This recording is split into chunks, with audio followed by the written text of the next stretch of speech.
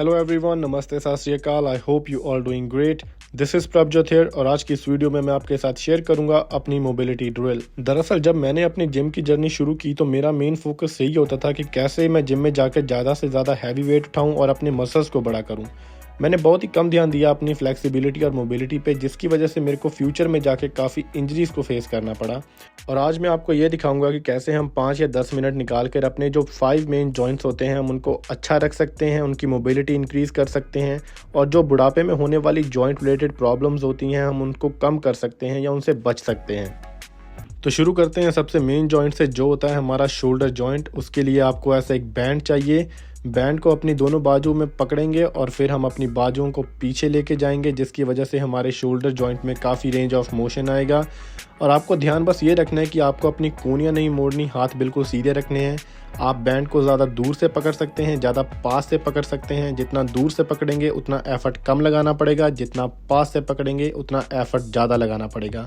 इसमें आपकी चेस्ट भी स्ट्रेच होगी, आपके शोल्डर जॉइंट में मोबिलिटी भी आएगी। बस ध्यान ये रखना है कि आपकी पीठ सीधी हो, पीठ को ज़्यादा मोड़ना नहीं है।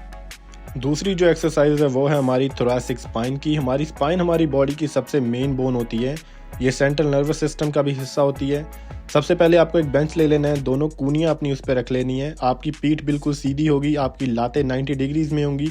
फिर क्या करना है कि अपनी थोरैसिक स्पाइन को नीचे को मूव करना है। वहाँ पे होल्ड करके थोड़ा ऊपर जाएंगे और फिर इसको नीचे को मूव करेंगे। हमें ये मूवमेंट को थोड़ा प्रैक्टिस करना है 5 से 7 बार। इससे क्या होगा कि आपकी थोरैसिक स्पाइन में मोबिलिटी बढ़ेगी और आपकी जो नेक पेन है वो भी गायब हो जाएगी। आप अपनी थोरैसिक स्पाइन की हेल्थ के लिए ये योगा पोज कैट काउ को भी ऐड कर सकते हैं। इससे भी आपकी स्पाइन हेल्थ काफ़ी अच्छी रहती है और आपको मोबिलिटी में काफ़ी मदद मिलती है।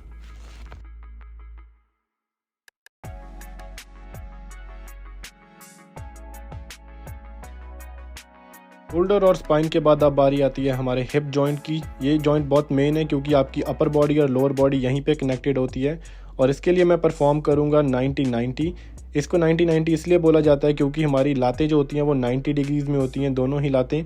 और फिर अपने हाथों को पीछे रख कर अपनी बॉडी को स्ट्रेट करके हम दोनों लातें एक साथ उठाएंगे और दोबारा फिर इनके साथ 90-90 ही बनाएंगे पर दूसरी साइड।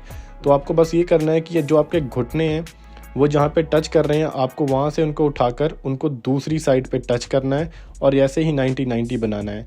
इससे क्या होगा कि आपकी हिप्स भी काफ़ी खुलेंगी, आपके पेल्विक फ्लोर जो मसल होते हैं वो भी काफ़ी खुलेंगे और आपको जो लोअर बैक पेन होती है उसमें भी आपको काफ़ी आराम मिलेगा। आप 90-90 के साथ ये बटरफ्लाई पोज को भी ऐड कर सकते हैं, ये भी हमारी हिप मोबिलिटी के लिए बहुत अच्छा होता है।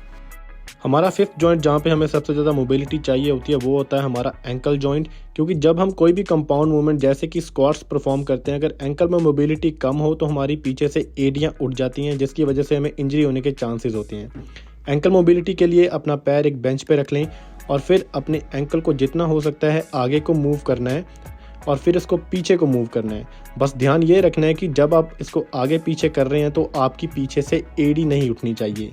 आप जितना आगे जा सकते हैं उतना जाने की ट्राई कीजिए, अपने आप को फोर्स मत कीजिए और इससे धीरे धीरे क्या होगा कि आपकी एंकल मोबिलिटी बढ़ेगी, जिसकी वजह से आपका बैलेंस भी बढ़ेगा और आपको एंकल में जो होने वाली प्रॉब्लम्स हैं वो कम होंगी। हमारा जो आखिरी जॉइंट है वो है हमारा रिस्ट का जॉइंट। क्योंकि जब भी हम कोई वेट लिफ्ट करते हैं अगर रिस्ट में हमारी मोबिलिटी कम हो तो रिस्ट पेन होनी शुरू हो जाती है। इसको हम 3 तरह से कर सकते हैं। सबसे पहले अपने हाथ ऐसे नीचे रख लेने हैं, उसके बाद अपनी बॉडी को आगे पीछे मूव करके आप डिसाइड कर सकते हैं कितना प्रेशर डालना है और फिर अपने हाथों को ऐसे उठाना है और इनको नीचे लेके जाना है। इससे आपकी रिस्ट मोबिलिटी इंक्रीज़ होगी और आपकी रिस्ट पेन भी कम होगी। और इस एक्सरसाइज के साथ साथ हमको अपनी रिस्ट को ऐसे आगे पीछे भी मूव करना है अपने अकॉर्डिंग वेट डाल के, और साथ में हमको इसको सर्कुलर पोजीशन में भी रोटेट करना है। इन तीनों एक्सरसाइज के आपकी रिस्ट की मोबिलिटी इंक्रीज़ होगी।